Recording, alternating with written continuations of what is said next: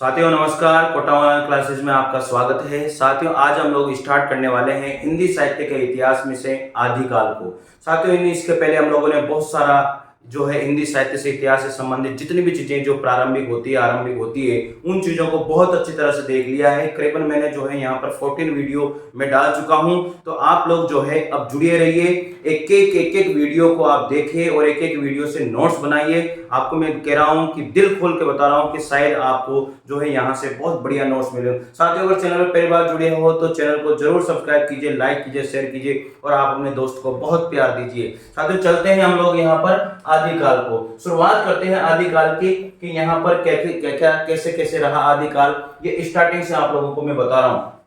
साथियों उत्तर अपभ्रंश को पुरानी हिंदी किसके द्वारा कहा गया था? चंद्रधर शर्मा गुलेरी के द्वारा उत्तर अपभ्रंश जो है उसको पुरानी हिंदी कहा गया था। किसके द्वारा? चंद्रधर शर्मा गुलेरी के द्वारा। हिंदी के आरंभिक रूप को अवट, हिंदी के आरंभिक रूप को जो अवट कहने वाले थे वो थे सबसे पहले डॉक्टर भोला शंकर व्यास। कौन थे? हिंदी के आरंभिक रूप को अवट कहने वाले डॉक्टर भोला शंकर व्यास थे। हिंदी पुरानी यानी कि अपभ्रंश को प्राकृताभास हिंदी किसने कहा?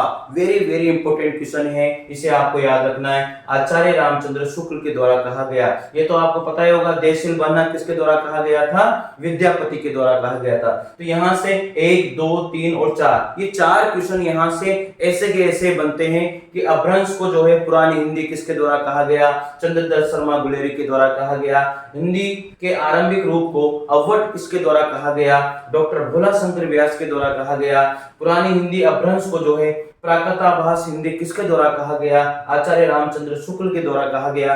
देशील बनना किसके द्वारा कहा गया? विद्यापति जी के द्वारा कहा गया। तो साथ ही ये सारी चीजें जो है आप लोगों को कंप्लीट पे याद रखना है। आदिकाल मैंने शुरू कर दिया है, आप लोग पढ़ने लग जाइए। फर्स्ट ग्रेड सेकंड ग्रेड के हिसाब से जो भी डीएसएसबी की तैयारी कर रहा होगा, केवी की तैयारी कर रहा, पीजीटी टीजीटी की तैयारी कर रहा होगा, जहां पर हिंदी साहित्य का इतिहास आता है वहां पर आप लोगों को ये बहुत हेल्पफुल हिंदी साहित्य का इतिहास है। अगर ये नोट्स भी आपने पढ़ लिए तो एक भी क्वेश्चन आपका बार यहां से नहीं जाएगा। साथियों ये मेरा वादा रहा, एक छोटे से पैनल पर आपको वो कंटेंट देके जाऊंगा कि याद रखोगे जिंदगी में।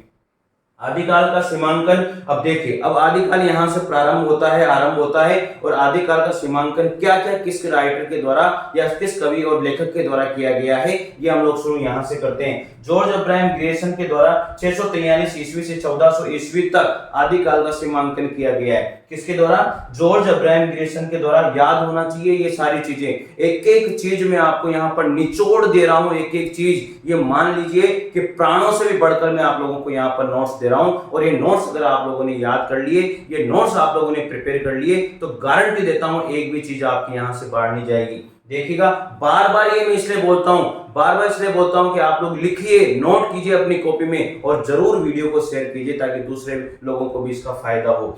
जॉर्ज अब्राहम ग्रेसन ने 643 ईस्वी से 1400 ईस्वी तक रखा। मिश्र बंधुओं के द्वारा 643 ईस्वी से 1389 ईस्वी तक यानी कि 1389 ईस्वी तक इन्होंने रखा है इसका सीमांकन। राहुल सांकृत्यायन के द्वारा 76 यानी कि 760 ईस्वी से 1300 ईस्वी तक रखा है। इसके बाद में आचार्य रामचंद्र शुक्ल के द्वारा 993 ईस्वी से 1318 ईस्वी तक रखा है। किसका?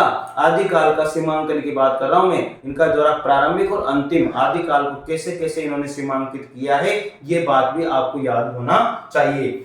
डॉक्टर राम शंकर शुक्ल के द्वारा 1000 ईस्वी से 1343 ईस्वी तक जो है आदिकाल का सीमांकन किया गया है। साथियों मेरे हिसाब से आपको इसमें कोई भी दिक्कत नहीं होगी। आगे बात करते हैं अब यहाँ पर आदिकाल के नामकरण की। एक क्वेश्चन यहाँ से जरूर बनता है, 100% एक क्वेश्चन यहाँ से बनता है। तो पूरा का पूरा आपको ये नामकरण जितने भी मैं यहाँ पर लिखा हूँ पूरे के पूरे याद होने चाहिए। साथियों मेरे हिसाब से शायद आप लोगों को मजा आ रहा होगा, और मजा आ रहा है जरूर कमेंट्स करके मुझे बताइए। सर आप इस तरह के नोट्स प्रोवाइड करवाते रहिए, मैं जरूर 100% आपको रोज जो है 1 से 2 वीडियो आपको यहाँ पर मिलते रहेंगे। आचार्य प्रसाद द्विवेदी के द्वारा आदिकाल कहा गया। किसको? आदिकाल को। आदिकाल किसके द्वारा कहा गया था?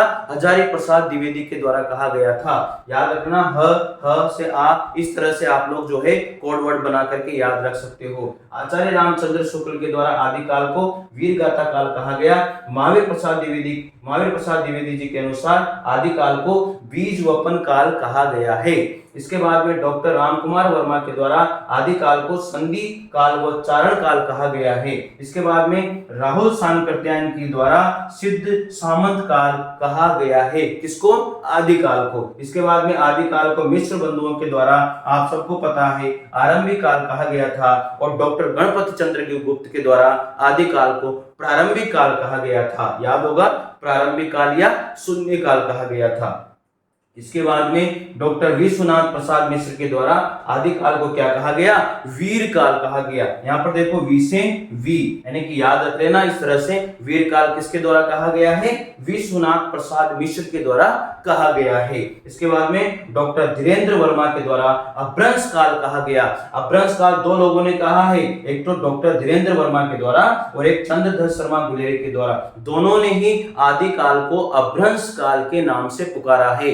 ये बात आपको याद होनी ही चाहिए। 100% एक क्वेश्चन यहां से बनेगा, चाहे किसी का भी एग्जाम दे रहे हो आप, अगर आपको वहां पर हिंदी साहित्य का इतिहास आपके सिलेबस में है तो यहां से एक भी क्वेश्चन बाहर नहीं जाएगा, और यहां से क्वेश्चन बनता है तो ये वादा रहा मेरा आपका, ठीक है। इसके बाद में जॉर्ज अब्राहम ग्रेसन के द्वारा क्या कहा गया? आदिकाल को चारण काल कहा गया है।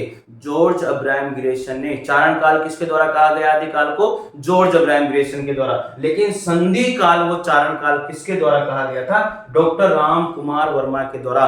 कंफ्यूजन नहीं होना है, केवल चारण काल किसने कहा? जॉर्ज अब्राहम ग्रेसन ने। संधि काल व चारण काल किसने कहा है? यहाँ पर आपको पता होगा डॉक्टर राम कुमार वर्मा के द्वारा। ये सारी चीजें आपको प्रॉपर याद होनी चाहिए, इसमें कंफ्यूजन नहीं होना है। जॉर्ज अब्राहम ग्रेसन ने चारण काल कहा। इसके बाद में डॉक्टर पृथ्वीनाथ कमल कुलश्रेष्ठ के द्वारा आदिकाल को अंधकार काल की संज्ञा दी है। अंधकार काल नामकरण उनके द्वारा किया गया है। किसके द्वारा? डॉक्टर पृथ्वीनाथ कमल कुलश्रेष्ठ के द्वारा आदिकाल को अंधकार काल कहा है। याद हो गया। डॉक्टर राम शंकर शुक्ल के द्वारा आदिकाल को क्या कहा गया? जय काव्य। अरे भगवान श्री राम की जय हो, भगवान श्री राम की जय हो। तो राम शंकर शुक्ल इस तरह से याद हो जाएगा। तो राम शंकर शुक्ल के द्वारा जो है आदिकाल को क्या कहा गया? जय काव्य कहा गया है। राम खिलावन पांडे के द्वारा क्या कहा गया? संक्रमण काल, यानी कि राम खिलावन पांडे के द्वारा जो आदिकाल है उसको कहा गया है संक्रमण काल। तो साथियों एक बार जो है इसका आप स्क्रीनशॉट ले लीजिए फटाफट जल्दी से।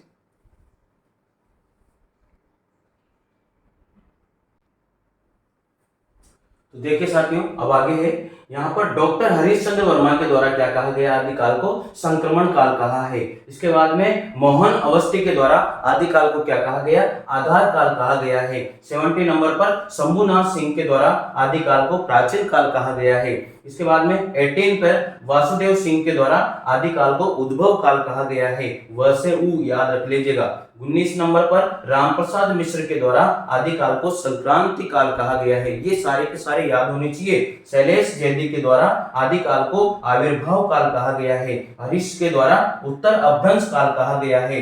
इसके बाद में डॉक्टर बच्चन सिंह के द्वारा आदिकाल को अपभ्रंश काल या जातीय साहित्य का उदय यहाँ पर इनके द्वारा कहा गया है। 23 पर है श्याम सुंदर दास के द्वारा आदिकाल को वीर काल या अपभ्रंश काल की संज्ञा दी है साथियों। तो ये पूरे के पूरे जो नामकरण हैं आप लोगों के सामने हैं इस छोटे से पैनल पर। जबरदस्त तरीके से आप लोगों के सामने मैंने रखा है। शायद आप लोग जो है अच्छे से नोट्स बना रहे होंगे और अच्छे से तैयार कर रहे होंगे साथियों। तो ये साथियों आपका जो है आदिकाल यहाँ पर हम लोगों ने शुरू किया है और हम लोग पूछे हैं वहां पर नामकरण तक। साथियों इसके आगे जो है हम लोग अगले वीडियो में देखेंगे। अगले वीडियो में आप लोगों को इसके बारे में अब कंटिन्यू जो है आदिकाल के बारे में हम कंटिन्यू पढ़ते रहेंगे, और जब तक आदिकाल पूरा नहीं हो जाता तब तक हम इसमें चलते रहेंगे। तो साथियों आप लोग जो है अच्छे से नोट्स बनाते रहिए, अच्छे से नोट करते रहिए ताकि आप लोगों को पूरा पूरा फायदा हो। तो साथियों मिलते हैं अगले वीडियो के साथ, तब तक के लिए जय हिंद जय भारत। Thank you.